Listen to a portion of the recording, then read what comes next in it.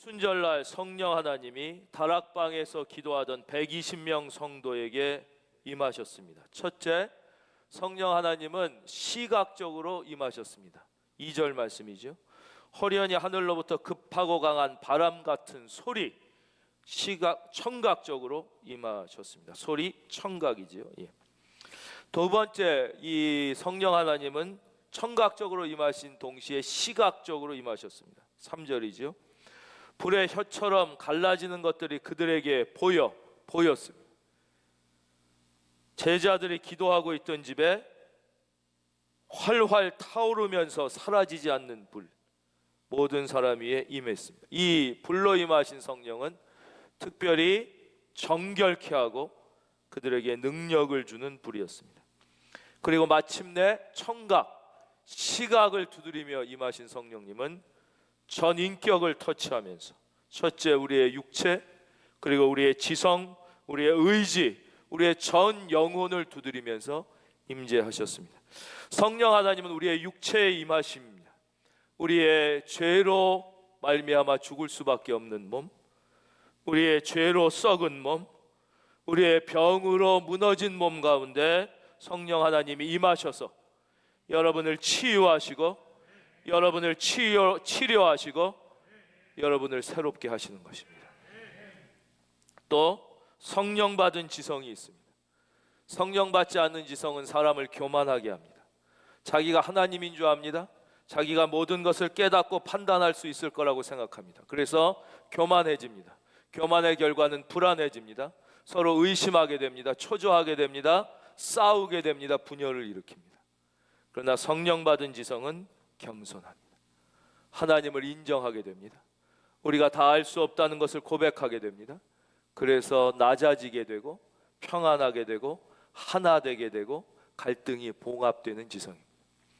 성령님은 우리의 의지를 터치하셨고 마침내 우리의 전 영혼을 두드리시면서 임재하셨습니다. 파루시아, 성경의 원어로 이 성령님의 전인격적 임재, 바로 파루시아입니다. 바로 이 성령이 임재하신 사건은 예수가 임재하신 사건입니다. 요한일서 1장 1절에서 성경은 우리에게 이렇게 가르쳐 주시는데요. 요한일서 1장 1절, 태초부터 있는 생명의 말씀에 관하여, 이게 예수님이죠. 말씀이 육신이 되신 분, 그렇죠? 우리가 들은 바요, 놀랍지 않습니까? 바로 성령이 청각적으로 임하신 것입니다. 눈으로 본 바요, 바로 성령의 시각적 임재를 증거하십니다. 자세히 보고 우리 손으로 만진 바라, 전인격적 임재를 말씀하시는 것입니다. 성령은 바로 예수의 영이고 바로 이 자리에 성령이 임하신 것은 바로 예수님이 임하신 것입니다. 청각적 바람 같은 소리, 불의 형상, 시각적 전인격을 두드리셨죠. 다시 보겠습니다. 요한일서 1장 1절, 태초부터 있는 생명의 말씀, 예수 그리스도에 관하여는 우리가 들은 바요, 시각적, 눈으로 본 바요, 우리가 들은 바요, 청각적, 눈으로 본 바요, 시각적, 자세히 보고 우리 손으로 만진 바라, 전인격적으로 임하신 분을 2절, 이 생명이 나타내신 바 된지라, 이 영원한 생명을 우리가 보았고 증언하여 너희에게 전하노니 이는 아버지와 함께 계시다가 우리에게 나타내신 바 된 이 신이라. 이 오순절 성령 사건은 예수님이 탄생하신 것과 똑같다고 말씀드렸어요. 2000년 전에 베들레헴 말구유에 예수님이 탄생하신 게 그때부터 시작이잖아요. 시작. 그때부터 예수님이 자라시면서 천국을 선포하시고 구원하시고 병자를 고치시고 마침내 십자가에 죽으시고 부활하심으로 구원을 완성하신 것처럼 이 2000년 전 오순절 다락방에 성령님이 임하신 이 사건은 2000년 전에 완성된 사건이 아니라 이때 시작된 사건이에요. 성령 하나님은 이 자리에 오늘 우리와 함께 계시는 현재적인 분이신 거예요. 현재.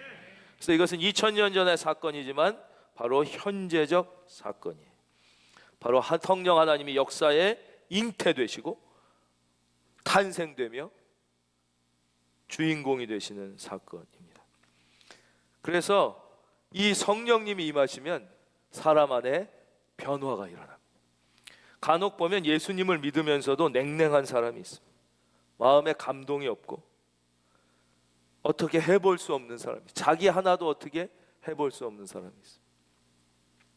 그러나 성령이 임하면 교회가 변화되고 가정이 변화되고 나 자신이 변화됩니다. 바로 그 성령 하나님이 기도하고 사모하는 120명 모두에게 인격적으로 임하셔서 파루시아, 이제 그들을 지배하고 통치하기 시작하시는 것입니다.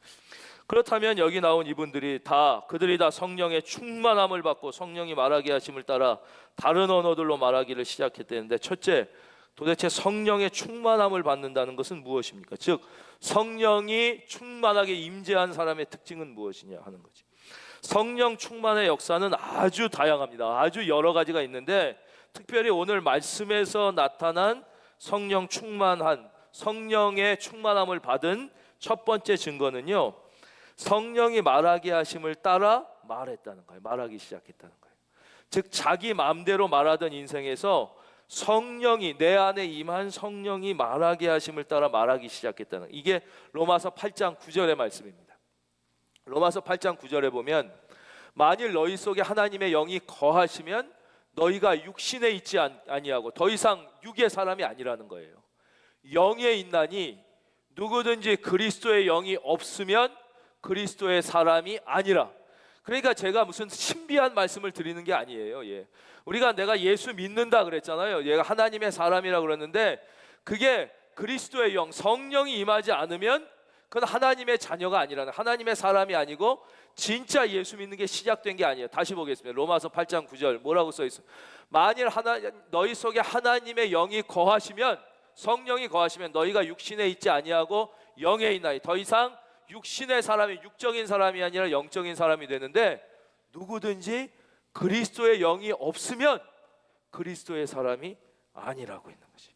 이걸 좀 설명해 드리겠습니다. 이게 뭐냐, 우리가 육체가 건강해요. 그리고 두뇌가 건강해. 우리 육체를 두뇌가 지배하잖아요. 정신이 온전하다, 뭐 이렇게 표현할 수 있어요. 그래도 우리 안에 그리스도의 영이 임하지 않으면 우리는 사탄의 영에 나도 모르게 지배를 받는 거라는 거예요.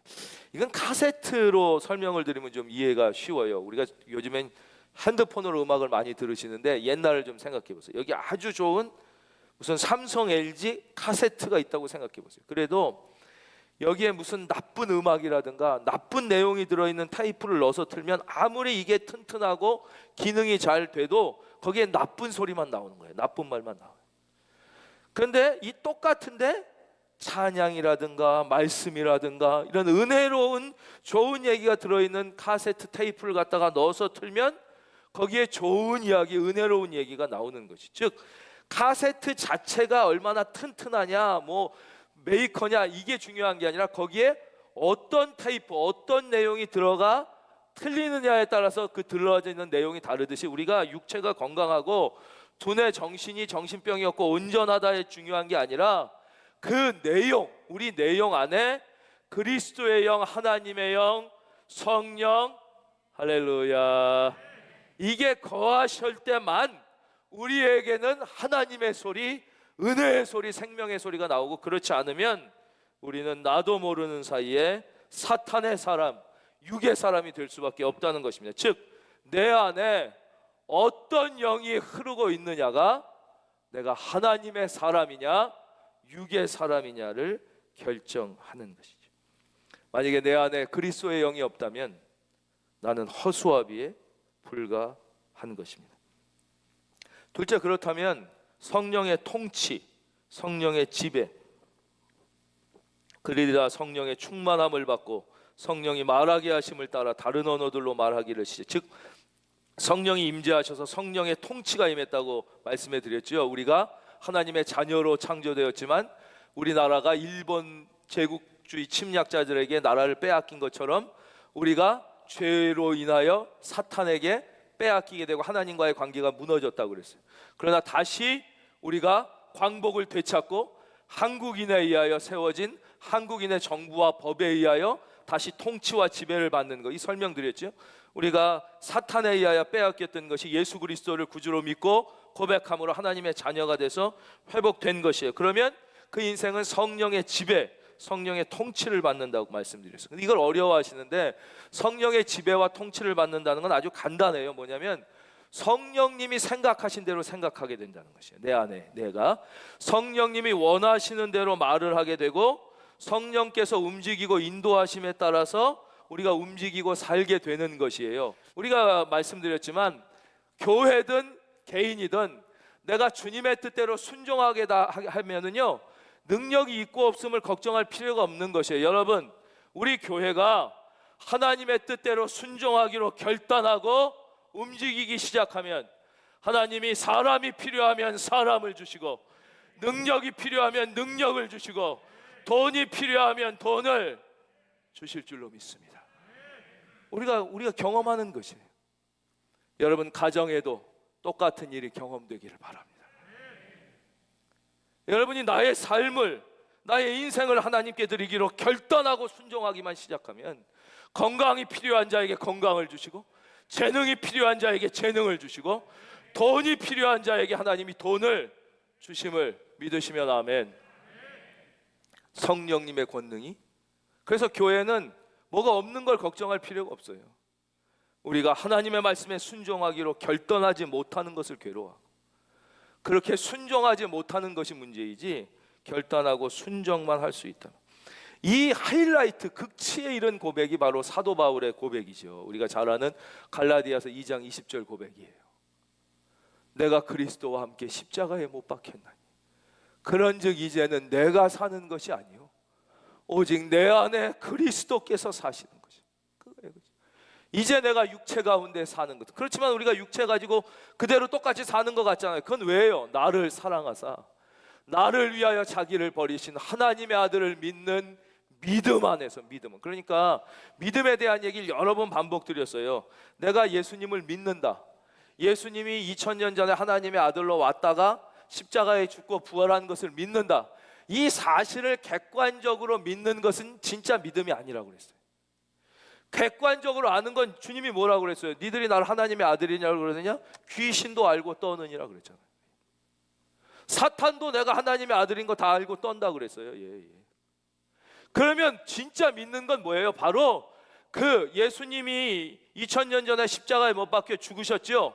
그 죽으신 분이 그냥 무덤에 계십니까? 그 예수님은 부활하셨습니다. 부활하셨을 뿐만 아니라 지금 성령으로 임재하셔서 우리와 함께 계셔요.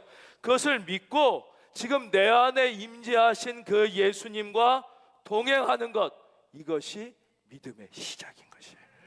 이게 믿음이에요. 그것을 객관적으로, 그래 예수님이 하나님의 아들이야, 예수님이 부활했어, 이걸 믿는 것은 사탄도 다 믿는다니까요. 사탄도 알아요.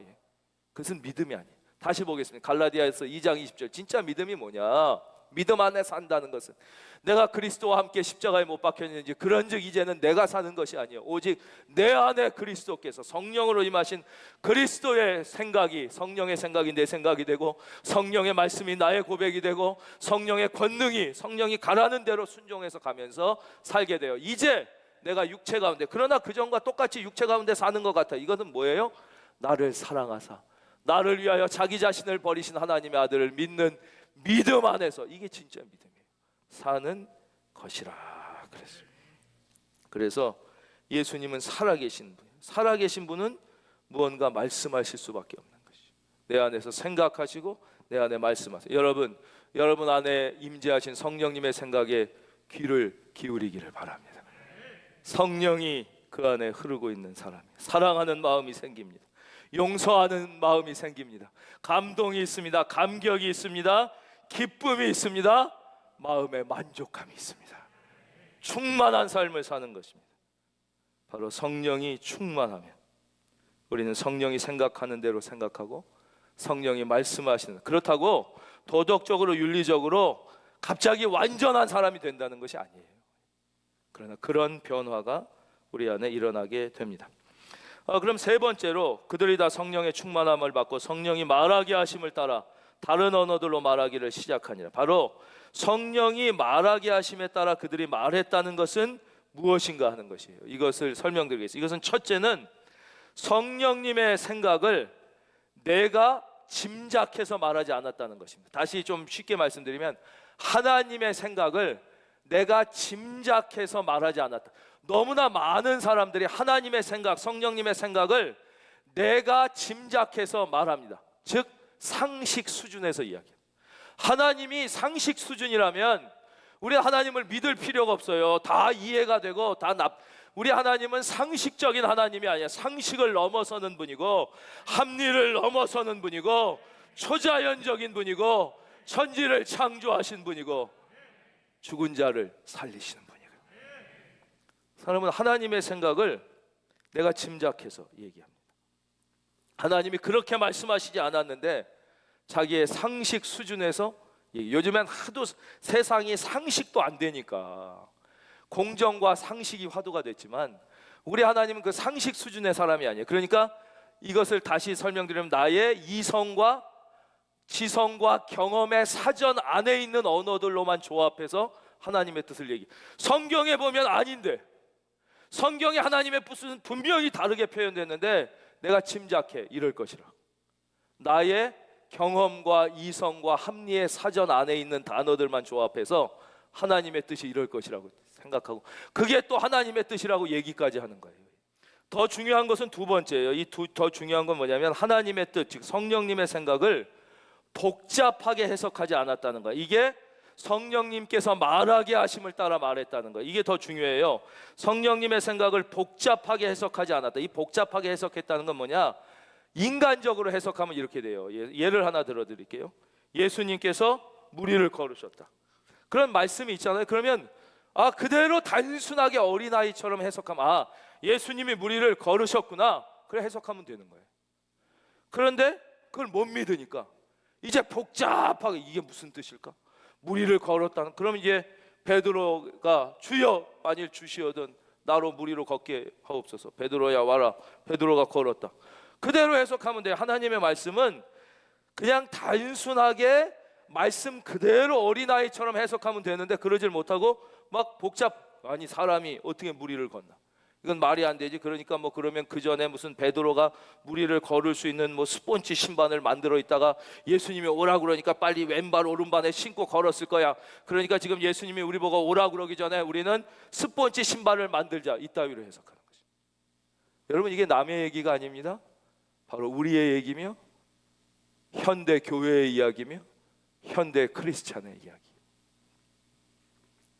성경은 하나님의 말씀을, 성령님의 말씀을 어린아이들과 같이 단순하게 그대로 믿고 해석한 사람들이 경험한 축복과 기적으로 가득 찬 말씀이에요. 성경 전체가 그래요. 사도행전 전체는 그 말씀으로 꽉 차 있는 거예요. 꽉 차 있는 거예요. 다 말씀드리면 시간이 없어서 한 두 가지만 이제 예를 들어드릴게요. 먼저 8장에 보면요, 이 빌립이 전도를 하러 예루살렘으로 가려고 마음을 먹습니다. 전도를 하려면 어디로 가야 돼요? 사람 많은 데로 가야 되니까 당연히 예루살렘으로 가라고 그러는데 갑자기 성령님께서 사람 없는 사막으로 가라고 그러시는 거예요. 광야로. 이게 말도 안 되는 얘기죠. 지금 전도를 하려면 사람 많은 데로 가야 되는데 사람이 하나도 없는 사막 광야로 가라고 그러는 거예요. 여러분 우리가 인생 살 때 하나님이 가끔 그러시는 경우가 있죠. 그렇죠? 그러시는 경우가 있어요. 사람의 생각으로는 도저히 이렇게 하면 안 되는데 우리가 이게 신앙생활 하다 보면 그런 경우가 있는 것이에요. 사람의 눈으로 보면 반드시 이쪽 길로 가야 되는데 예루살렘으로 가야 되는데 광야로 가라는 거예요. 근데 그 광야에 그 사막에 이디오피아의 여왕이었던 간다게의 국고 맡은 환관, 즉 재정경제부 장관이 있을 줄 누가 알았습니까? 그가 그 길 가운데서 성경을 해석하지 못해 고민하고 있을 줄 누가 알았냐? 거기서 그를 만나고 그가 복음을 듣고 그로 말미암아 이디오피아 전체가 복음화될 줄을 어떻게 이거를 사람이 많은 데로 가야 전도가 되는데 갑자기 광야로 가라는 것은 광야를 통하여 그 옆에 도시 이렇게 쓸데없이 복잡하게 생각하지 말고 광야로 가라 그러면 할렐루야. 그래서 우리의 삶에 기적이 경험되지 않는 거예요. 여러분의 삶이 왜 예수 믿고도 기적이 경험되지 않고 축복이 경험되지 않고 놀라운 하나님, 여러분 예수 믿고 받는 축복은요, 따라하겠습니다. 나에게 축복. 이번엔 더 크게 남에게도 축복. 이게 예수 믿. 왜 이게 경험되지 않느냐? 왜 기적이 상식처럼 일어나지 않느냐? 왜냐? 하나님의 뜻을 단순하고 어린아이처럼 그 말씀을 받아들이고 해석하면 되는데 복잡하게 해석하는 거예요. 이런 예가 또 하나 10장에 있는데요. 10장에 보면 이제 베드로에게 성령님이 말씀하셔요. 곧 로마의 군인 장교 백부장인 고넬료가 너를 부를 것이다. 두려워하지 말고 그에게 가라는 거예요. 그러니까 이 당시에 예수 믿는 사람들은 특별히 로마인들에게 우리가 일제시대 독립투사가 핍박받듯이 핍박받았잖아요. 예수님을 죽인 죄목이 왕이라는 거고, 로마가 지배국가고 이스라엘이 피지배국가인데 뭐예요? 황제는 하나인데 어떻게 예수가 왕이라고 그러냐? 그래가지고 다 죽이고 막 이러는 거잖아요. 그래, 우리가 일제시대 때 만약에 독립투사를 일본군 장교가 부른다 그러면 이건 잡아서 고문하거나 감옥에 가두니까 도망가야 되는 거예요. 그냥 똑같은데 베드로가, 고넬료가 로마군의 장교 백부장이에요. 널 부른다. 그러나 두려워하지 마라. 염려하지 말고 그에게 가서 축복해줘라. 그런 거예요. 근데 이걸 막 인간적으로 그럴 리가 있나? 이게 불러가면 분명히 고문당하거나 잡힐 텐데, 그렇다면 이를 복잡하게 생각하지 않고 그냥 순수하게 하나님 말씀대로 가서 고넬료를 축복하니까 그 자리에 성령이 임하고, 여러분도 살고 이웃도 살게 되기를 바라요.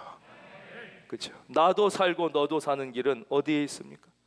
그것은 바로 하나님의 말씀. 그러니까 사도행전과 성경 전체는 이런 이야기들로 가득 차 있는 것이에요.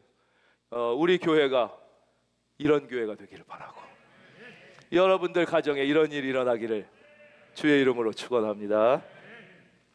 그러니까 이 오순절 사건부터 사도행전 28장 전체를 통해 나타나는 분명한 사실은 하나님은 침묵하지 않으시고 말씀하신다는 거예요. 이렇게 말씀하시는데, 그러면 누가 이 말씀을 받는 것입니까?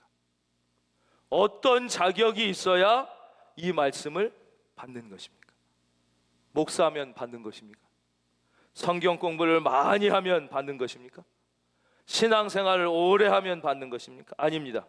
지금부터 아주 중요한, 누가 이 말씀을 받을 수 있는가를 말씀드리겠습니다. 여러분, 하나님의 말씀을 받는 조건은 딱 하나입니다. 하나님과 친하면 받는 것입니다. 그분과 친하면 받는 것입니다. 성경 공부 많이 했다고 말씀을 받는 게 아니라는 거예요. 신앙생활 오래 했다고 직분자라고 받는 게 아니에요. 여러분, 부부이면서도요, 부부처럼 친한 게 어디 있어요? 서로 말 한마디 안 하고 사는 사람이 있어요. 말을 해도 정말 건조한 말만 하며 사는 사람이 있어요. 부부라고 속마음을 아는 게 아니에요. 친해야 얘기를 하는 것입니다. 신혼부부 때 오히려 친해서 얘기를 잘합니다. 예수 믿은 지 얼마 안 될 때, 순수할 때 주의 음성을 많이 듣는 사람이 있습니다. 근데 부부관계가 살면서도 깊어지는 게 아니라 멀어지는 사람이 있어요. 냉랭해지는 사람이 있어요. 이 사람은 신앙생활 오래 했다고 하나님 음성 듣는 게 아니에요. 오히려 더 못 듣는 사람이 많아요. 그러나 진짜 부부들은요, 시간이 오래 지나면서 진짜 사랑이 깊어져요. 이거는 신혼부부 때 그 사랑하고는 차원이 다른, 정말 깊이 있는 사랑으로 가게 되죠. 이런 분은 서로가 더 그 속마음을 잘 이해하고 알게 되는 것이죠. 마찬가지니까 예수 오래 믿고 성경 공부 많이 하고 신앙생활 오래 하는 게 나쁜 게 아니에요. 잘만 되면 그 전과는 비교되지 않는 깊은 하나님의 음성을, 할렐루야, 세상과 나는 간 곳 없고 구속한 줄을 보는 그런 삶을 사는 것이죠. 그러니까 친하면 받는 거예요. 이거는 부모 자식 관계로도 똑같이, 부모 자식보다 가까운 게 세상에 어디 있어요? 일촌인데. 근데 부모 자식도 안 친하면요, 남들처럼 사는 사람도 있어요. 뭐 1년에 얼굴 몇 번 못 보고, 그렇죠? 예. 그러면 모르는 거예요. 아버지 마음을 몰라요. 예. 자식 마음, 그냥 살았는지 죽었는지만 알 정도인 거예요. 그러니까 우리가 하나님의 자녀가 되죠. 하나님은 살아계신 분이며, 사랑하는 성도님들에게 한번 여쭙겠습니다. 한번 대답해 주십시오. 우리 중에 하나님을 아버지라고 부르실 수 있는 분은 아멘. 그 우리가 하나님 아버지, 우리가 자녀가 된 거예요. 이건 어마어마한 특권이에요. 그러나 그래도 아버지랑 대화가 없는 자녀가 있잖아요. 남처럼 살면 못 듣는 거예요. 그 마음을, 생각을. 아버지랑 살았는지 죽었는지만 아는 거예요. 마찬가지로, 그래 하나님 살아 계신다, 나 하나님 믿는다 그래도 친하지 않으면 그 음성을 못 듣는 거예요. 하나님이 말씀하시지 않기 때문이 아니라 하나님과 우리의 관계도 이렇게 아주 단순한 거예요. 어려운 게 아니에요. 일상생활에서 부부 생활하듯 부모와 자식처럼 늘 하나님은 우리와 함께 계시고 이 자리에도 함께 계시고 늘 말씀하시는 거예요. 그렇게 친하게 우리는 늘 하나님의 말씀을 들으면서 살 수 있는 것이죠. 우리는 내 이성과 경험과 상식을 우상처럼 섬기고 있는 것에서 벗어나야 돼요. 앞에 설명드려서 더 설명 안 드리겠어요. 전도해야 되는데 광야로 가라. 내 이성과 경험과 합리의 사전은 말이 안 된다. 그럼 그걸 믿는 거잖아요. 예. 그 영에 사로잡혀서 글로 가지 말고 하나님이 가라고 그러면 가는 거예요. 너희는 먼저 그의 나라와 그 일을 구하라. 이 말씀을 그대로 믿고 그대로 하는 거예요. 내가 필요한 거 먼저 다 구하고 이성과 합리의 사전. 그러니까 하나님이 이 모든 것을 너에게 주시는 기적과 축복을 경험하지 못하는 거잖아요. 그렇죠? 그냥 그대로 말씀대로 하는 거예요. 저는 지금도 성령 하나님께서 거룩하고 경건한 성도들, 사모하는 성도들에게 말씀하신다는 사실을 믿습니다. 그런 교회들에게 말씀하고 계시는 거예요. 그런데 물론 여기에는 우리가 조심해야 할 한 부분이 있어요. 왜냐하면 많은 악한 영들이, 이단들이 이것을 악용했기 때문입니다. 그들은 하나님의 뜻과 하나님의 음성을 왜곡했습니다. 하나님의 음성을 듣지 않고도 들은 것처럼 얘기했고, 하나님의 뜻이 아닌데도 하나님의 뜻인 것처럼 얘기했어요. 그래서 아주 그럴듯하게 거짓말을 했어요. 뭐 이런 사람이 예언을 하기도 하고요, 장래일을 말하기도 하고, 막 광명한 천사처럼 기적을 일으키기도 하고 그래요. 근데 여기에 많은 순진하고 철없는 성도들이 매혹되는 거예요, 거기에. 그래서 넘어지고 신앙을 잃어버린 경우가 많이 있었어요. 이게 왜 그러냐? 문제는 이런 악한 모든 것들을 이들이 다 하나님의 이름으로 했기 때문에. 제가 이단을 분별하는 것을 몇 개 말씀드렸는데, 첫째, 내가 재림 예수다 비스무리하게 얘기하는 것은 그 사람이 죽은 자를 살려도 100% 이단이라고 말씀드렸어요. 왜냐? 예수님은 재림하시는 분은 절대 이렇게 엄마의 뱃속에서 아기로 태어나는 분은 그 누구가, 그렇죠? 죽은 사람을 살려도 절대 재림 예수와 거리가 멀어. 왜냐? 성경에 뭐라고 써 있어요? 사도행전 1장 11절. 이르되 갈릴리 사람들아 어찌하여 서서 하늘을 쳐다보느냐? 너희 가운데서 하늘로 올려지신 이 예수는 하늘로 가심을 본 그대로 오시리라 그러셨습니다. 그러니까 주님이 재림하실 땐 반드시 승천하신 그대로 오시지, 사람의 몸에 엄마 뱃속으로 타오는 사람은 다 아니에요. 그런데 이들이 다 하나님의 이름으로 거짓말을 하고 뭐 이런 다 그래요. 뭐든. 그리고는 성경 외에 다른 것을 첨가해요. 그러니까 우리가 내 안에 성령님께서 말씀해 주실 때, 하나님의 뜻이 임할 때 이게 성령님의 생각이냐 아니냐를 분별하는 100%의 해답은 성경에 있어요. 성경은 하나님의 말씀이고 하나님의 완성된 계시이고 우리는 이것을 믿습니다. 그래서 성경하고 다른 얘기를 한다든가 성경 외에 다른 것을 첨가합니다. 이단들은 반드시 무슨 교주의 말이라든가 무슨 책이라든가, 이건 100%다 이단인 거예요. 다 악한 영이에요. 그러나 이런 부정적인 사탄의 영향력 때문에 거룩하신 하나님의 역사, 말씀하시는 하나님의 역사가 부정되는 것 자체가 사탄의 계략이고 전략이에요. 그래서 우리는 늘 깨어서 하나님의 말씀을 붙잡고 영적인 분별의 은사를 가지고 내 안에 말씀하시는 하나님의 음성을 들을 수 있기를 주의 이름으로 축원합니다. 결론입니다. 예수 그리스도께서 십자가에 못 박혀 죽으셨습니다. 그러나 그분은 무덤에 갇혀 계시지 않습니다. 그분은 부활하셨습니다. 예수 안 믿는 사람은 예수 그리스도가 십자가에 못 박혀 죽은 사실까지 믿습니다. 그거는 모든 역사가들도 다 인정하죠. 우리가 소위 말하는 예수 믿는다고 하는 사람은 그분이 부활한 것까지 믿습니다. 그러나 그것은 믿음이 아니라고 말씀드렸습니다. 그 부활하신 주님이 지금도 살아계셔서 우리와 함께 하심을 믿어야 믿음의 시작인 것이죠. 여러분 집안에 죽은 분이 계실 것입니다. 죽은 분은 능력이 없습니다. 여러분의 기억이나 사진 속에 살아있을 뿐입니다. 그분은 끌어안을 수도 없고 말할 수도 없고 느낄 수도 없습니다. 그러나 살아있는 사람은 말할 수도 있고 끌어안을 수도 있고 느낄 수도 있습니다. 여러분, 예수님은 성경 안에 죽어있는 분이 아니라 지금도 살아서 말씀하시는 분이에요. 그래서 우리가 진짜 예수님을 믿으면 여러분 이 예수님을 만나기를 바라요. 우리가 그분을 느껴야 되는 것이에요.